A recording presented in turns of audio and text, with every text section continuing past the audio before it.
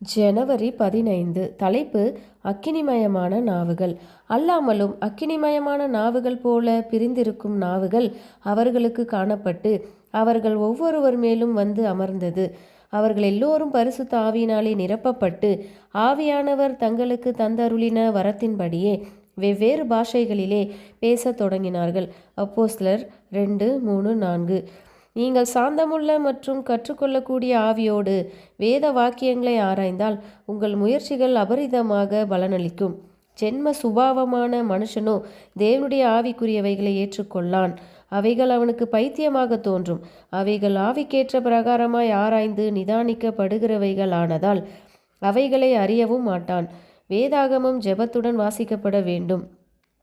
உமது வேதத்தில் உள்ள அதிசயங்களை நான் பார்க்கும்படிக்கு என் கண்களை திறந்தருளும் என்று தாவீது ஜெபித்ததைப் போல நாமும் ஜெபிக்க வேண்டும். பரிசுத்த ஆவியின் உணர்த்துதல் இல்லாமல் எந்த மனிதனாலும் தேவனுடைய வார்த்தையினுள் காணப்படும் ஆழ்ந்த அறிவை பெற்றுக்கொள்ள முடியாது.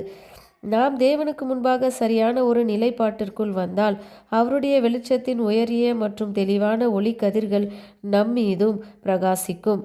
ஆரம்பகால சீஷர்களின் அனுபவமும் இதுவாக தான் இருந்தது. பெந்தகொஸ்தே என்னும் நாள் வந்தபோது அவர்கள் எல்லோரும் ஒருமனப்பட்டு ஓரிடத்திலே வந்திருந்தார்கள். அப்பொழுது பலத்த காற்று அடிக்கிற முழக்கம் போல வானத்திலிருந்து சடுதியாய் ஒரு முழக்கம் உண்டாகி அவர்கள் உட்கார்ந்திருந்த வீடு முழுவதையும் நிரப்பிற்று. அல்லாமலும் அக்கினிமயமான நாவுகள் போல பிரிந்திருக்கும் நாவுகள் அவர்களுக்கு காணப்பட்டு அவர்கள் ஒவ்வொருவர் மேலும் வந்து அமர்ந்தது. அவர்கள் எல்லோரும் பரிசுத்த ஆவியினாலே நிரப்பப்பட்டு ஆவியானவர் தங்களுக்கு தந்து அருளின வரத்தின்படியே வெவ்வேறு பாஷைகளிலே பேசத் தொடங்கினார்கள் என்று வேத வாக்கியங்கள் அறிவிக்கின்றன. அதற்காக ஊக்கத்துடன் நாமும் தேடும்போது அதற்கிணையான ஒரு ஆசீர்வாதத்தை நமக்கும் தர தேவன் விருப்பமுள்ளவராய் இருக்கிறார்.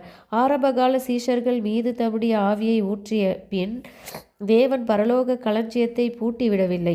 நாமும் அவருடைய ஆசீர்வாதத்தின் முழுமையிலிருந்து பெற்றுக்கொள்ளலாம். பரலோகம் முழுவதும் அவரது கிருபையின் ஐஸ்வர்யங்களால் நிரம்பியுள்ளது. விசுவாசத்துடன் தேவனிடத்தில் கிட்டி சேருபவர்கள் அவர் வாக்குத்தத்தம் பண்ணின அனைத்தையும் உரிமை கோரலாம். நாம் அவருடைய வல்லமையை பெற்றிருக்கவில்லை என்றால் அதற்கு நம்முடைய ஆவிக்குரிய சோம்பல், அலட்சிய போக்கு மற்றும் உணர்வற்ற தன்மையே காரணமாகும். இப்படிப்பட்ட வழக்கத்திலிருந்தும் செயல்பாடற்ற நிலையிலிருந்தும் நாம் வெளியே வருவோமாக. இந்த காலத்திற்கு செய்யப்பட வேண்டிய மகத்தான பணி ஒன்று உள்ளது. கர்த்தர் தம்முடைய ஜனங்களுக்காக என்ன செய்ய சித்தமாய் இருக்கிறார் என்பதை குறித்து ஒன்றையும் நாம் உணரவில்லை. நாம் முதலாம் தூதனின் தூதையும் இரண்டாம் தூதனின் தூதையும் குறித்து பேசுகிறோம்.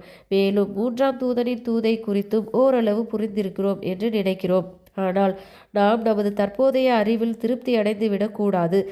தேவன் தமது பரிசுத்தவான்களுக்கு தெரியப்படுத்த விரும்புகிற இரகசியங்களை பற்றிய அறிவிற்காக விசுவாசம் மற்றும் நொறுங்குண்ட ஆவியுடன் கலந்த நமது விண்ணப்பங்கள் தேவனிடத்திற்கு உயரே எழும்ப வேண்டும். ஆமென்.